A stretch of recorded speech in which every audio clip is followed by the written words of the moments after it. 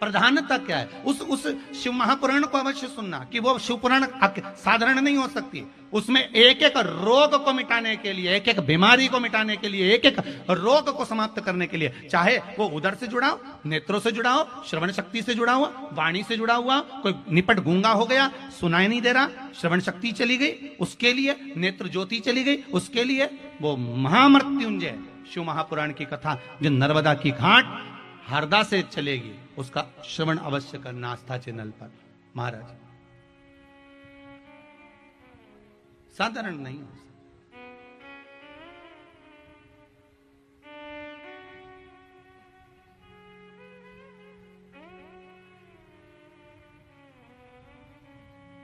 वो सिंपल साधारण नहीं हो सकता। आप उसका स्मरण और ध्यान दीजिएगा, वेद मंत्र, उसका भाव, उसका सुख एक अलग ही है महाराज।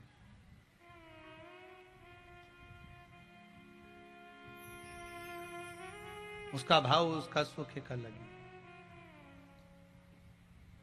उसका आनंद कुछ दूसरा ही।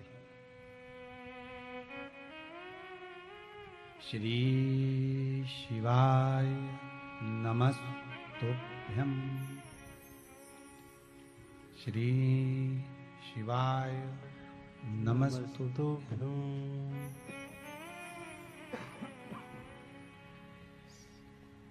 श्री शिवाय नमस्तुभ्यं।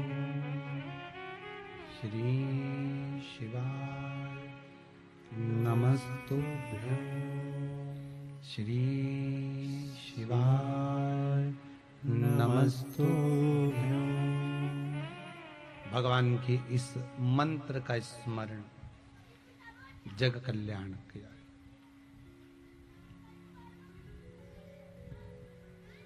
रोग मुक्ति के लिए मक्खन के शिवलिंग का निर्माण है महाराज। मक्खन के शिवलिंग रोग मुक्ति के लिए। आप शिव की आराधना में लगे हैं, भगवान शंकर की आराधना में डूबे हैं, शिव भक्ति में डूबे हैं, तो सुख मिलना।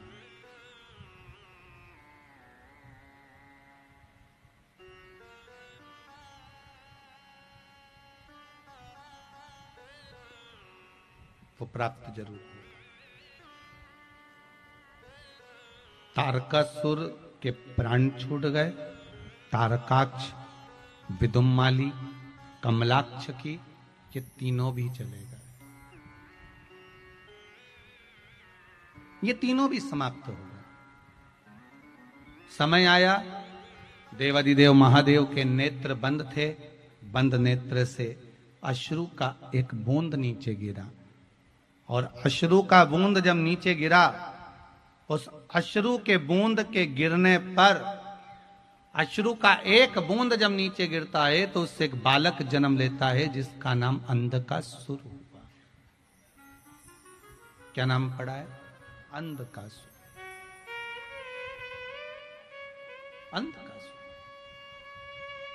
और वो अंधकासुर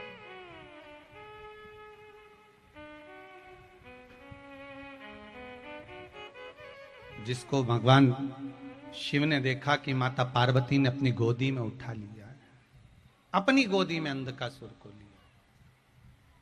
कहा, शंकर भगवान बोले, पार्वती, ये अंधकासुर तूने जो गोदी में उठाया है ये श्रेष्ठ नहीं है, क्योंकि ये मेरे नेत्र बंद करने के बाद हुआ है, पर पुत्र तो आपका है। शंकर भगवान कहते हैं ये मेरा पुत्र नहीं, मेरे नेत्र बंद करने के बाद प्रकट हुआ, तो पुत्र किस काम का?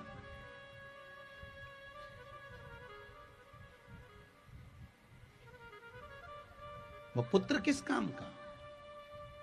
जो नेत्र बंद करने के बाद प्रकट हुआ, उस पुत्र की परिभाषा क्या है? माता पिता जिंदा हैं तो कभी 2 रोटी नहीं खिलाई है। माता पिता जीवित हैं तो कभी प्रेम के 2 वाणी नहीं बोली है। माता पिता जीवित हैं तो प्रेम के कोई 2 शब्द नहीं बोल पाए। और मरने के बाद जब प्राण छूट गए, उसके बाद में गया जी में पिंड दान करने आ रहे हैं। पिंड नहीं कर रहे, पिंड छुड़ा रहे हैं।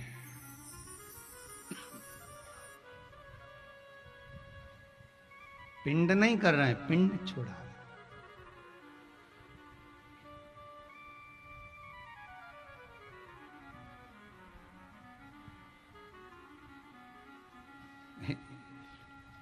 एक पिंडा देने से पिंड छूट जाएगा? जम के तो बोलो जरा, दमदारी से बोलो जरा। गया जी के पास में रहते हो, ये मत सोचना कि एक पिंडा दे दिया तो पिंड छूट गया।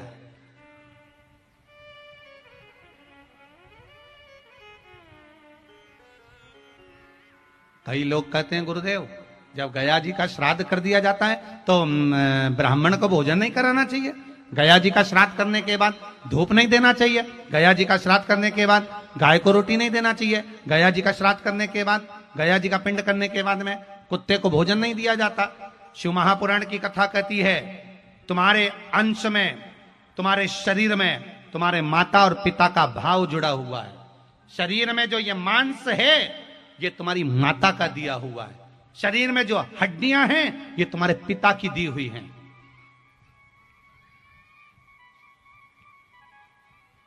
तुम्हारे माता पिता ने तुमको ये हड्डी और ये शरीर में मांस दिया है, और जब तक तुम्हारे शरीर में ये मांस है, जब तक तुम्हारे शरीर में ये अस्थियां हैं, तुम्हारे शरीर में जब तक ये हड्डी और मांस है, तब तक अगर तुम जिंदा हो तब तक भले गया जी का पिंड कर देना, भले तुम्हारे ब्रह्म कपाली कर आना, भले बद्रीनारायण में जाकर छोड़ आना, काशी में पिंड दियाना, इलाहाबाद का पिंड कर आना, तुम्हारी मर्जी पड़े जहां जाकर पिंड दे देना। पर शास्त्र कहता है, शिव महापुराण, गरुड़ पुराण कहती है, पद्म पुराण, अग्नि पुराण, नर्मदा पुराण कहती है, जब तक शरीर में मांस है और हड्डी है तुम्हारे माँ बाप की दी हुई, तब तक, जब तक तुम जिंदा हो तब तक तो तुम्हें श्राद्ध पक्ष में ब्राह्मण को भी भोजन कराना चाहिए और गाय को भी रोटी देना चाहिए। उनको याद करना चाहिए कि हमारे माता पिता ने ये शरीर दिया है, उसकी दी हुई श्वास हमारे भीतर चल रही है, ये श्वास हमारे अंदर। ये नहीं कि तुमने गया जी में पिंड दे दिया तो पिंड छूट गया तुम्हारे माँ बाप से। नहीं नहीं नहीं,